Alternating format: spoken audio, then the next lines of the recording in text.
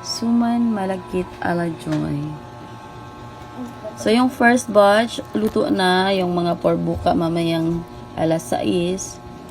Yung delivery natin is 4 to 5 p.m. mamaya. So, itong suman na to, may available pa tayong 50 pieces. 120 per pack, 10 pieces. So, it's 12 each. Pero dapat by pack kasi.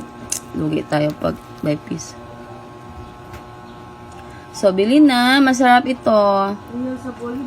Grabe yung hirap magawa nito. 6 hours. Alas 2 na ko natulog. 6 hours.